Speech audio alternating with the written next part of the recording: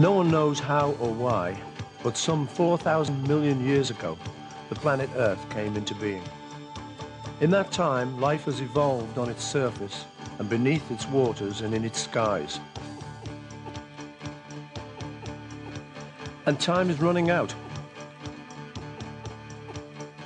Imagine the complete history of the world condensed into 1 year, a year which began on January the 1st. A few days later, the first bacteria emerged. A miracle of evolution followed, and every expanse of water, layer of mud, and tract of land is inhabited. Jellyfish and spiders didn't make an appearance till the beginning of November. The first ferns popped up on November the 20th. About the same time as fish began inhabiting the waters, winged insects took to the air. A few days later, from December the 1st to the 15th, dinosaurs ruled unchallenged. At 15 minutes to midnight on December the 31st, humankind emerged. Just 2 seconds ago, the start of the Industrial Revolution, we began an onslaught on the Earth which brought it to its knees.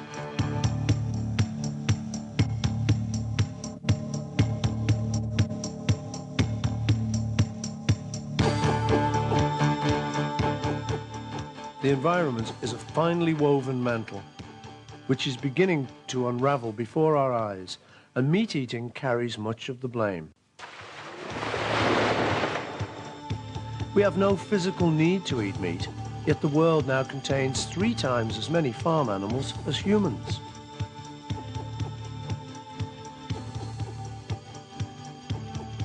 Livestock have huge appetites for grass and corn and wheat, so much so that nearly 80% of all agricultured land in Britain is used to support them. It takes as much as 10 kilograms of vegetable protein to produce 1 kilogram of meat, the most wasteful recycling program ever devised. So demanding are they that the soil is pushed beyond its capacity to cope, force-fed on a diet of pesticides and fertilizers. Pesticides are poisons used to kill seeds, insects, and fungi. They can and do kill humans. We know that they destroy species other than those that they are aimed at and can upset the natural balance of ecosystems. We know that they increase in concentration as bigger creatures eat smaller creatures. A water bird, like the grebe, at the top of the food chain, can have pesticides in its body 80,000 times stronger than those in the water in which it lives. We know that 50 of the chemicals used are suspected of causing cancer. We know that meat contains about 14 times more residues than vegetables. There are pesticide traces in almost all the food we eat. We know that without the need to feed animals, farmers could return to crop rotation. They could farm organically and turn their backs on these nerve gas derivatives.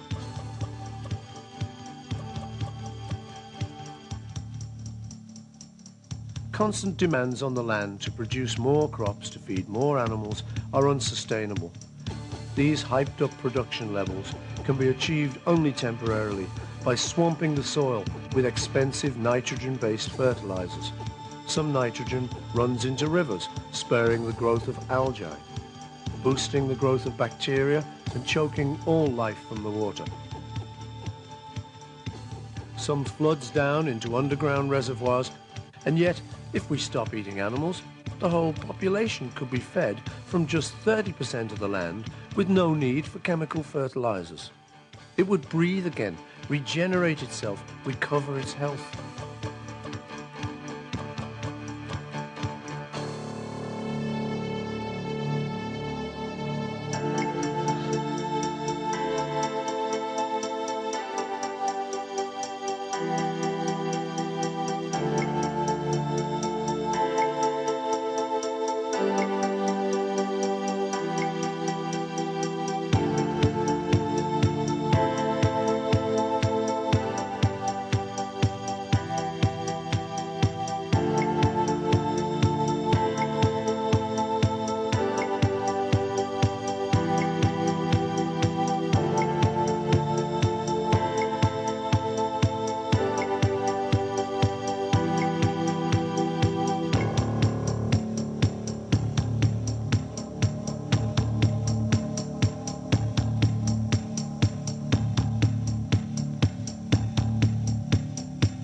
Rainforests in the world are breathtaking in their complexity. They house over half the world's animal and plant species. They've given us many of our medicines, anesthetics, anti-cancer drugs, the birth control pill.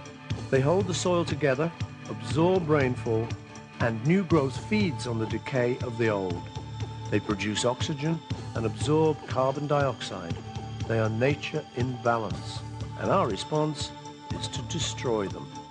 Before 1950, 14% of the world's land was tropical rainforests. Half is now gone, and each year a further area the size of Britain disappears. And for what? Largely to provide grazing land for cattle or to grow soybeans to feed to cattle, most of which comes to the developed countries.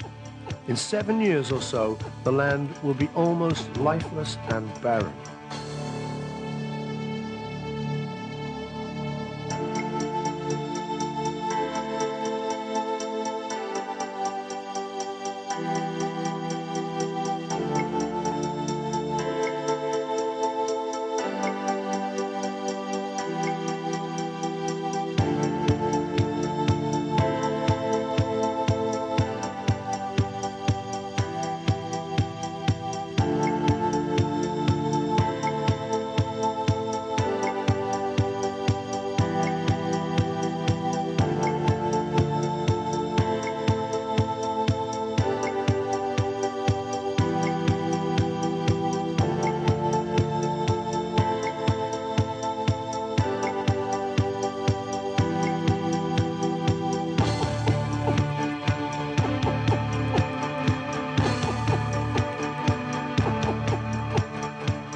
In 1989, the crew of a spacecraft watched a smoke cloud from thousands of fires spread across 1 million square miles of Amazonia.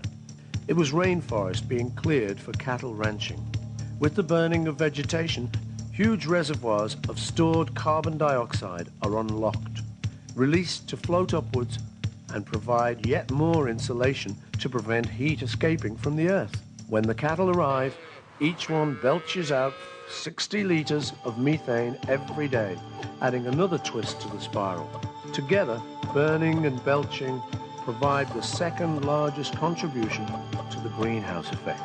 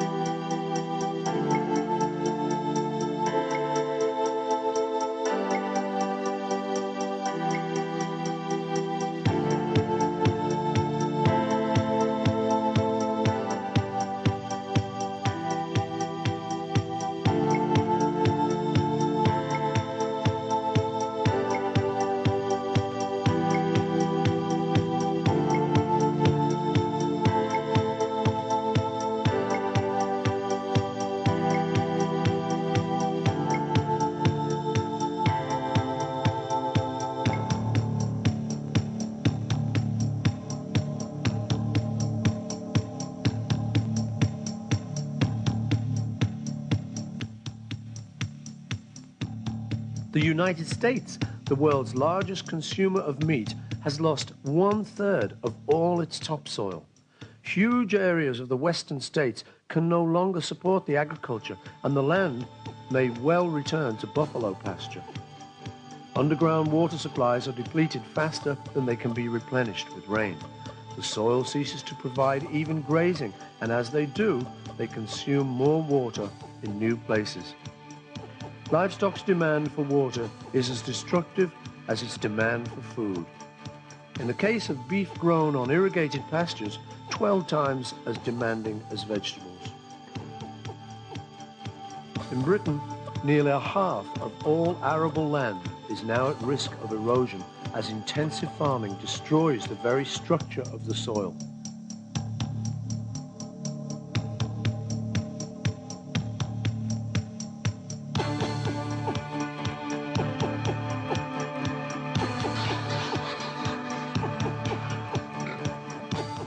The world has a new problem, an endless supply of animal excreta.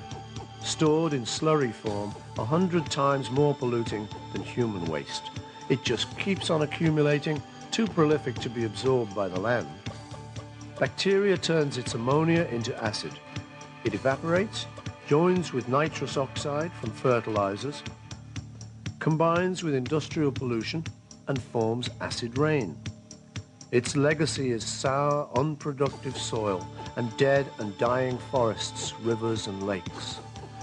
Almost forgotten in the avalanche of other environmental disasters, acid rain is devastating the northern habitats of Europe and America. In some countries, slurry is its principal cause. An end to livestock production would dramatically slow the decay.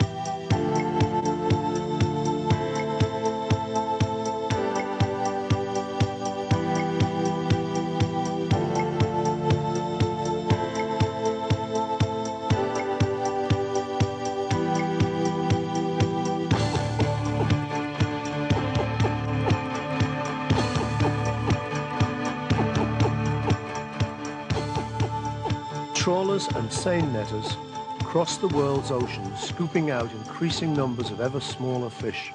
Heavy trawl boards smash their way across the ocean floor, destroying everything in their path.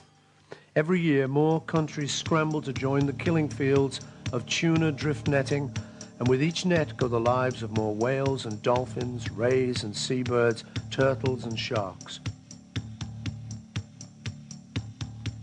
Some countries continue with their slaughter of whales, mammals with a language more complex than our own, but of which we understand not one word.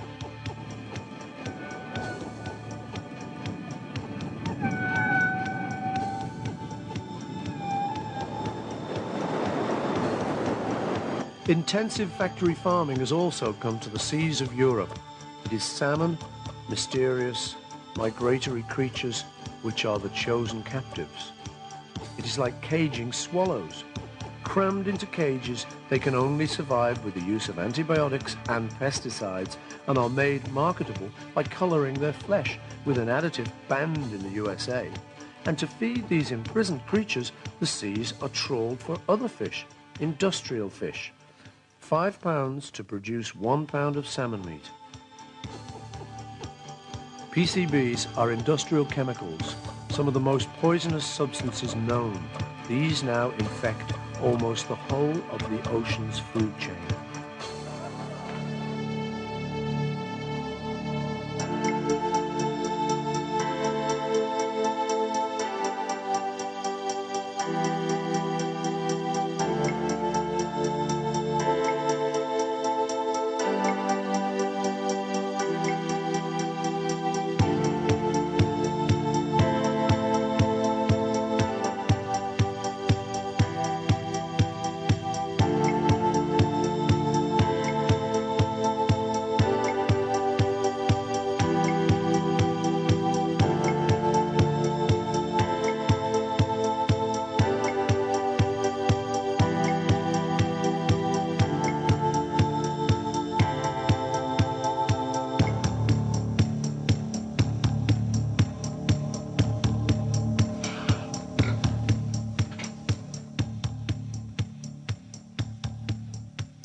Supposedly, we are the most intelligent of all creatures, capable of complex feelings. And what do? We imprison other intelligent creatures in solitary confinement until they go mad. We deny them the ability to fulfill their most basic instincts. We treat their living, feeling young as inanimate commodities, and then we eat them.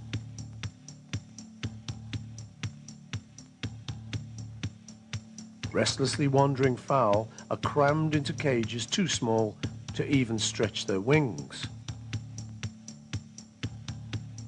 All are quickly fattened in damp, dark sheds, often crippled by their ballooning weight, and all face the same end in an automated production line, and then we eat them.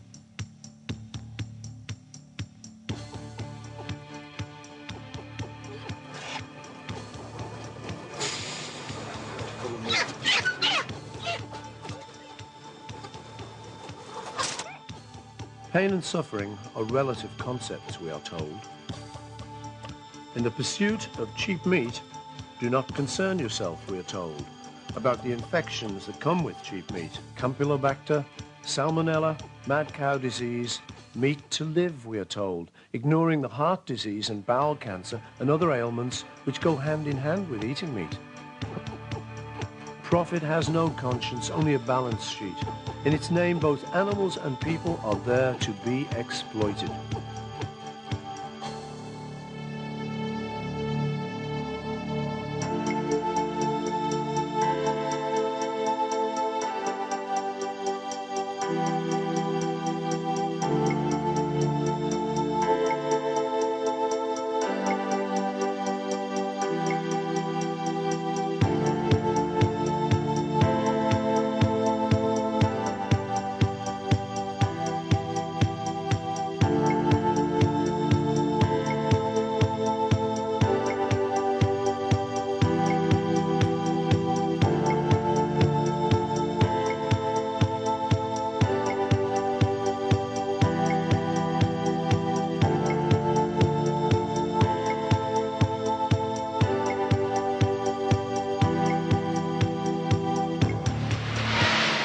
In the last 2 seconds of our evolutionary year, we have destroyed and poisoned in a rate unknown in the history of the Earth.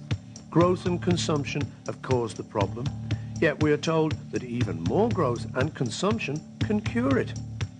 Are we any richer, any happier, any more ennobled for all the death, the pain and the destruction?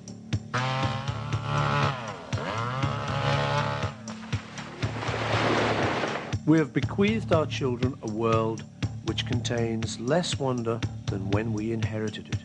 We have poisoned their water, polluted their air, and laid most of their land waste. We are handing them a world which to us looked certain, but is now teetering on the brink of catastrophe. And still governments do nothing, but you can. Simply by giving up meat, poultry, fish and slaughterhouse byproducts, you'll make an immediate contribution to ending the pain, the cruelty and the destruction. Stop the killing by becoming vegetarian. You have the choice.